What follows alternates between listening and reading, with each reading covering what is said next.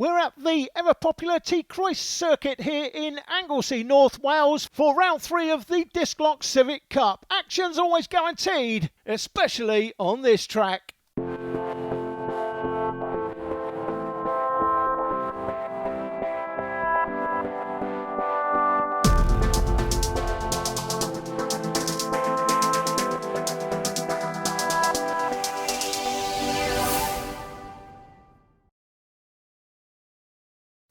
Once again, it was Lee Deegan who came into round 3 as the championship leader, but let's have a first look at time qualifying, which sets the grid for the opening race here at Anglesey. It was Dan Hobson who set the target time on lap 1, but as we all know, that's just the opening salvo in a 9-lap battle. Unlike the early lap at Alton Park, Deegan was already showing good pace. He was last by this time at Alton Park, but not this time, and by lap 2, he was just ahead of Hobson and never to be caught for the rest of the session. New recruit to the Civic Cup in the 2019 Championship, Mark Higginson, was just outside the top 10 at this stage and looking good for his first outing of this season. Talking about looking good, Paul Taylor putting in a big effort to go 7th at this stage. On lap 3, Jason Ballantyne made up 2 places to hit 4th, dropping Buki and Camp back 1 apiece. Other than that, not much movement. Big move on lap 4 though, as the man sitting 2nd in the championship, Dan Reason, pole at Alton Park, launched his campaign for president of Anglesey, up to 6th at this stage. By lap 5, with the tyres working at optimum, Deepwater Dave Buki and Dave Vincent up their games by 4 and 5 places apiece. Buki to 4th and Vincent from 14th to 9th. The top 3 at this stage untroubled by the others. On lap 6, big moves first by Vincent, moving up 5 places to depose Buki in 4th, and then Dan Reason up 6 places to 3rd in an attempt to wrest the pole position once more in a repeat of his lastminute.com pole grab at Alton Park. No real change on lap 7 apart from Camp moving up 3, but as we got towards the business end on lap 8, Deepwater Dave, no oil in sight, made his move, stealing 2nd from Hobson by 0.004 of a second. On lap 9, no real changes, nobody could improve. The checkered flag confirming the grid for race 1 as seen. Deegan, Buki, Hobson, Reason, Winfield, Vincent, Wright, Bailey and Ballantyne. Alistair Camp rounds out the top 10. Here's your race commentator for all the action, Jake Sanson. Lee Deegan getting ready for the charge up to target for the first time. The green flag flies at the back of the grid. We're on board for this one with David Buki as we get ourselves ready. Up the gears we will go. It's race time here at T Croyce, and it's going to be an absolutely fantastic battle. Into the first corner, through target. You can carry a wide line on the way out. Already getting a little bit tight, that's Dan Reason. Oh dear, taken to the grass on the way through the exit. But as they go into the banking for the first time, he's going to slot neatly into 4th position. And as they get back on the power up towards Church, it's already a pretty hectic start at the beginning of the first race. We're on board with Winfield, that's Paul Taylor. Onto the inside line comes Bailey, and also trying to get a look in is the 45, that's Alistair Camp, as they switch through the right-hander, up through the accelerator pedal and along the coastline as they come up towards Rocket Inn. So on board with Buki, to our right just behind us is Reason as he tries to get himself up into 3rd position into the braking zone for Rocket Inn. He's going to go the long way round and try and get door to door with him as they come through. Back on board with Winfield, we've just chopped across on David Vincent, and now we get back onto the power. Rocket out, up the climb and up towards Peel. This is going to be a pretty exciting race already with them door to door all the way through. That's Bailey, and on the inside of Paul Taylor, they go door to door.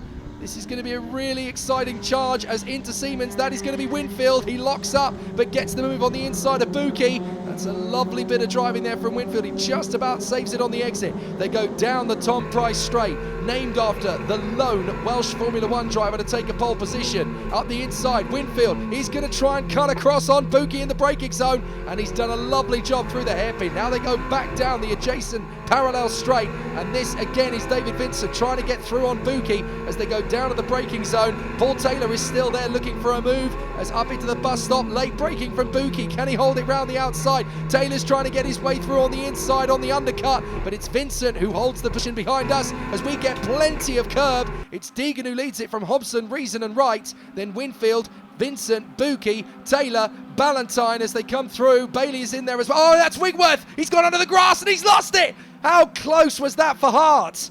Goodness me, a minor coronary for Hart as Winkworth goes lawn mowing on the inside there. That is an awful lot of grass, and that's going to be gathering up in the front splitter. There's the proof. Dear oh dear. So hopefully, over the next couple of corners, he's able to shake most of that off the car and continue on, because that could cause overheating. We just saw the 12 going through. That's Howard. And further up, oh, and that's McHugh. Well, dear oh dear, he pirouettes around. And that was a very scary moment to lose it. Church is not the easiest of corners to get right to the best of times. And he's properly tanks that dip, but just about keeps it out of the drama zone. So they come out of Rocket Out and up the climb once again. That's the 45, that's Alistair Camp. We've seen him battle for the victory several times already this year, but he's in the mid-pack so far. He's really struggling in 11th position at the moment as he tries to get back on terms with Bailey. It's Deegan, championship leader, who continues to hold the lead of the race, and here's the battle further back. This is Ballantyne trying to make his bid for Taylor. So Jason Ballantyne still pushing very hard. Was that a leader locking up there? I think that looked like Hobson getting very, very heavy on the brakes. McHugh getting himself back into the action. Ballantyne making a very late bid to go on the inside of Paul Taylor. You're going to run out of road if you're not careful. And that's the side skirt dropping on the right-hand side there. So trim of bodywork there for Paul Taylor. Flailing on the car. If he's not careful, he's going to get a meatball flag, the mechanical flag, asking him to report back to the pits, but he's still going for it on the inside of Jason Ballantyne. And then behind them, Morgan Bailey's trying to get himself up the order as well. He has to go to the right-hand side and try and carry the speed all the way around the outside line through Target, and then hopefully get a switchback on the way through. Look, he's changed line, gone to the left side. Can he hold it through the banking? Surely not, but Alistair Camp is in the box seat behind them, just waiting for this battle to unfold. Meanwhile, further up the road, we've got Winfield, who is still trying to battle his way further forward. Bit of an issue with the timing screen, we gather. That'll update in a moment. It's Deegan still leading. We're on board with Buki, who's in behind Vincent. Let's listen in on board. On the power. Focusing round to the braking zone. You pick it in just at the apex of that curb. It's very hard to get the car stopped uphill at exactly the right moment and hope there's plenty of grip. Well, that's a little bit more than the racetrack from Paul Taylor. Caught a bit of the grass on the inside line of Rocket In. Nice and tidy through Rocket Out, but he's still got that side skirt drooping off the car. So he's in full Gilles Villeneuve mode as he pushes the car all the way through out of Peel and down the drop once again. Now that's in danger of coming loose underneath the car. That's actually going to unsettle him before it unsettles anybody else. It now comes out to the side, but almost certainly that is going to cause a massive issue if he doesn't get it fixed. Now we're on board with Bailey. That is Camp to our right-hand side just in front of us. Into the braking zone for the banking at the end of the Tom Price. Oh, Camp's missed his braking point by about 2 meters, and that's enough for Bailey to get the undercut. And he's back on the power. So a good battle further up the road as well. That is right on the inside of Reason. How about that? That's irony and a half, isn't it? Right on the inside of Reason. And into the braking zone for the hairpin. Bailey there on the inside of 45. That's Alistair Camp still trying to get through on the inside. And as they come through, it's Deegan from Hobson. Here goes Reason. Reason's trying to get through around the outside of Dan Hobson. This is not going to be easy off the turn, and now they are going to charge for the inside at Church. It's going to be a brave man that holds it to the inside of Hobson. He had to bail out of that one. Otherwise, the pair of them could have ended up in the drink, and here, that could be pretty scary. And the power once again. Watch out for the 63 behind them. Phil Wright wants to make his impression and get into the podium positions. Now they're in the braking zone, as you can see, but protecting the inside line. Dan Hobson still hanging on in front of Dan Reason, and then Phil Wright in fourth. No worries at all for Lee Deegan out in front. He has pulled away to the tune of about 3.5 seconds. But Phil Wright swarming all over the back of this man we're on board with, Dan Reason. Up the hill and back on the power, dropping down through Peel. A little bit of curve on the exit. That's fine. That corrects the car. He slides around. He's trying to get the switchback on a very defensive 25, Dan Hobson. But the more he gets impeded by Hobson, the less likely he's going to be able to carry the speed, and that's going to be enough for Phil Wright to have an opportunity. He's swarming all over the place, left and right. He wants to get through as quickly as humanly possible. He tightens up out of the banking. Can he get the undercuts? The problem is the next corner's a left-hander, so he's going to have to hold it right round the outside if he wants the place. Either that, or he can bail out by a couple of meters and just get the switch back. That's exactly what he's doing. He's now going to change tack. No, he's going to carry it around the outside, but there's not going to be a lot of room. Oh, that almost worked, but he wasn't quite able to get alongside. That's the problem. So So he drops a couple of car lengths. Now he's got to get back onto the toe. But that's fairly easy around here. Lots of long straights. He's going to make the do or dive, is he?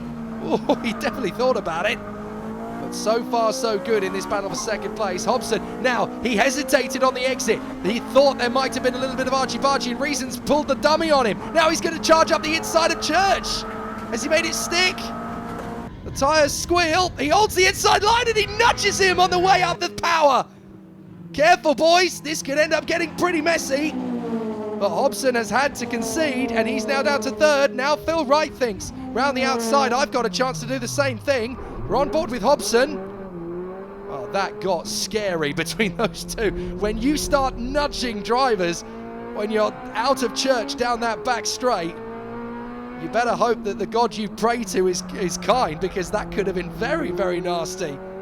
They come off of Peel, down the drop, up towards Siemens once again. And unfortunately for Hobson, Reason, now that he's got through, has been able to open up a little bit of a gap already. And that's why, right through!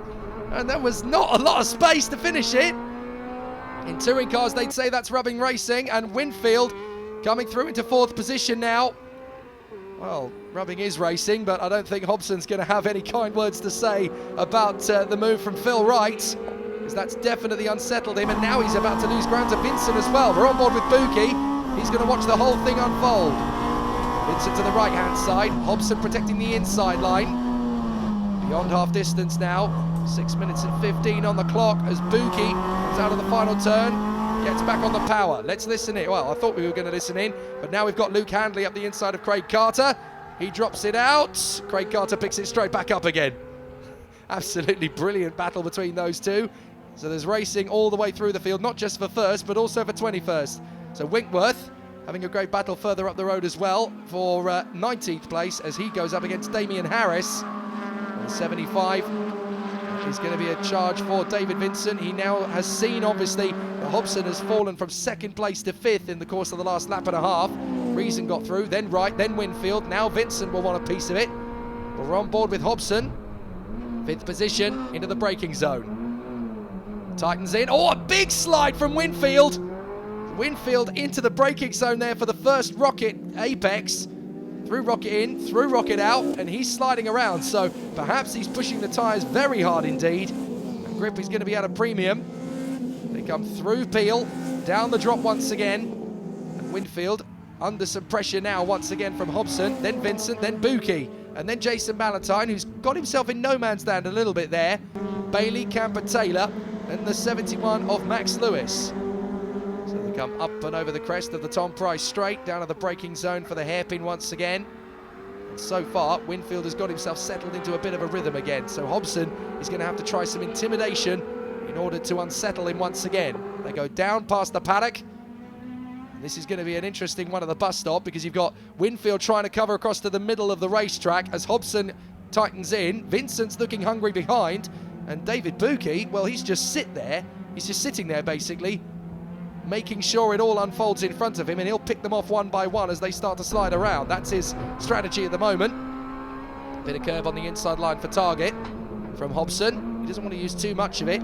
He's going to do the same trick that we saw earlier on from Reason on right, unsettle the car, but he's not quite been able to do that on this occasion. So Hobson is obviously giving Winfield plenty of hard work. Vincent going very wide through Church there, about a car's width further across the line than is necessary, and that's going to unsettle him a tad.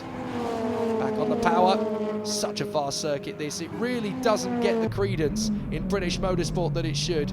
It is quickly becoming the premier Welsh venue in motorsport, and they've just been given, of course, a grant to, or certainly permission to go and apply for a grant so that they can do more improvement work. This place could well see British GT and British touring cars one day, and I, for one, will be first in the queue on the gate to buy a ticket to go see it there, because it totally deserves, as a racetrack, to hold the best events in British motorsport. And it's great to watch the Disklok Civic Cup go hammer and tongs around it.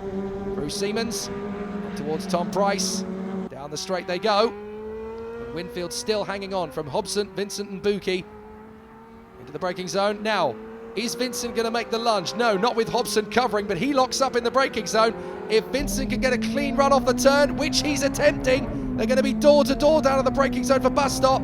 If I'm David Buki, I'd better keep my wits about me because these two could end up getting quite squirrely into the braking zone. A massive lock-up further up the road from Winfield. So Hobson trying to keep Vincent at bay. Winfield just trying to stay on the racetrack at the moment. A big lock-up. 2 minutes 40 to go. By my math, that's about 2 laps to go. Here goes Buki through the first corner. Still chasing after Hobson and Vincent. Vincent trying to catch out Hobson. Winfield again runs wide.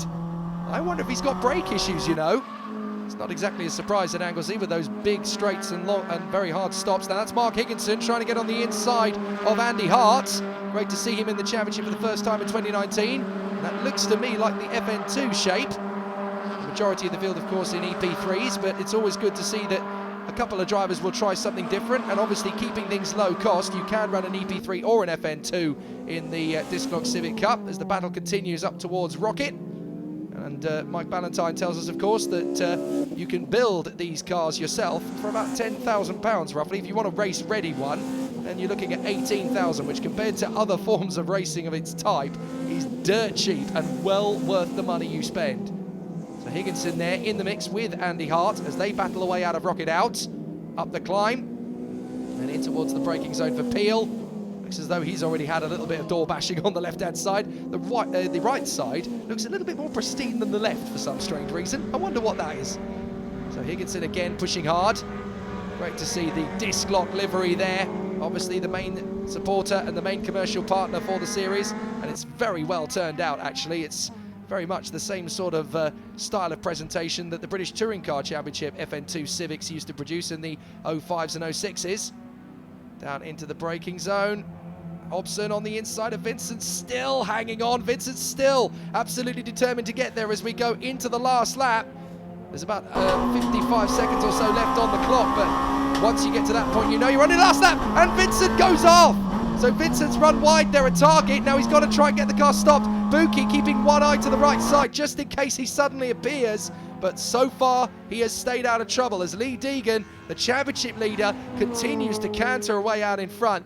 This is one of the most prolific giant killing efforts of British club racing for a long time. So far this season, Lee Deegan, he has been beaten, of course, this year. Let's not take it away from that on reverse grid races. But when he gets into a strong position at the start of races from pole position, it's very hard to keep up with him. He's so good in the early stages of races, and that's why he is able to put himself 5 seconds clear of the rest of the field. And of course, a win in this one means he'll start the second race from P10, because the top 10 drivers will be reversed on the grid for the next one. And that gives Alistair Camp, if he can stay in 10th place, a chance for pole position as Hart and Higginson very nearly bang doors on the way into Rocket. They come off the hairpin and back up the climb to Peel, and if they're not careful, they are going to give away a position to the 28 of Chris Mullen, who is right there ready to pounce. So a really good bit of dicing between these two for 14th, but no matter what, the 77 of Dan Reason can produce to Lee Deegan. Deegan is absolutely flawless in this car, in this championship in 2019, and he's going to produce yet another race-winning effort. Race 1 here at Anglesey goes the way of Lee Deegan. Fantastic job. Dan Reason swarms across the line to second position in front of Phil Wright, but now it becomes about who's going to finish in 10th place, because if Taylor can beat Camp, he's going to get pole for race 2. Where is Alistair Camp out of the final turn? Is he going to get the job done? Ballantyne, Bailey, and yes, Alistair Camp does come home for 10th position, so he will start just from pole position for race 2. Deegan is your winner from Reason, Wright, Winfield, Hobson and Buki, then Vincent, Ballantyne, Morgan Bailey and Alistair Camp, with the 195 of Paul Taylor missing out on pole position for the second race by just 0.3 of a second. That is the harsh nature of this format, but it works brilliantly in terms of great racing. Nicolau in 12th place from Lewis, Hart and Mullen. Darlington is 16th in front of Howard, Winkworth, Harris, and rounding up the top 20, it's Luke Handley. Phil, a huge congratulations for coming third on the podium, second one this year. Yeah, lovely, thank you very much. Yeah, it's nice to be back where we should be. Yeah. How was the track out there today? Was your car all right? Yeah, it felt good to be fair. We tested on Friday, struggled, so to come into qualifying and get 7th and then actually get a podium, it was a nice change. Anything more you've got to do before the final round? No, I think we're pretty much set there. Tyres still seem good, car felt good whole race, so yeah, just fingers crossed now. Dan, congratulations, second place. So how are you feeling after that? Pretty happy really. I mean, starting 4th you're going to be aiming for a podium, and that's what we've done. So a lot of close battles with Danny early on. That was good. I really enjoyed that. Trading places and things, and finally once we got past Danny we managed to make a break which settled us into second really. Lee was well gone by that point. So what's the conditions like on the track? Obviously there was horrendous conditions yesterday. Is it alright out there today? Yeah, the track's probably a little green, I would say, with all the rain yesterday, but I'm finding like there's more grip today than there was last year when we were here, so yeah, the car feels, whether it's car setup or the track I'm not sure, but it's pretty grippy. Any work to be done before the final round? I haven't had a look at the car yet. I'll have to suss that out. Hopefully not.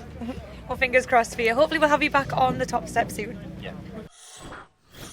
Lee, congratulations. Still holding strong in the championship, I see. Yeah, I mean the SW Motorsport car is performing really well. We seem to have cracked the tyres now. We know what to do with them, so I was struggling a little bit with the last few rounds with pressures, but a few changes on the car from the last round because I wasn't happy at all with it. Brought it to this round and we seem to have cracked it, so mega, just got to push on from the reverse grid into the second one. How is the track out there? Because it was very rough conditions yesterday. I know you guys weren't here, but is the track still okay? Yeah, the track's good. On Friday it was a lot slipperier, I thought. We didn't really get any testing in these conditions. We were doing a lot of wet testing, so went out there blind this morning, but managed to guess the setup and it was bang on. Brilliant. Well, congratulations. Fingers crossed for the next round. Thank you very much. Cheers. So here's the championship. Deegan still out in the lead, now broken into triple figures. Dan Reeson and Dan Hobson in second and third. For Bruce Winfield and Alistair Camp, only 2 points apart in the battle for fourth place. In part two, it's the reverse grid race here at Anglesey.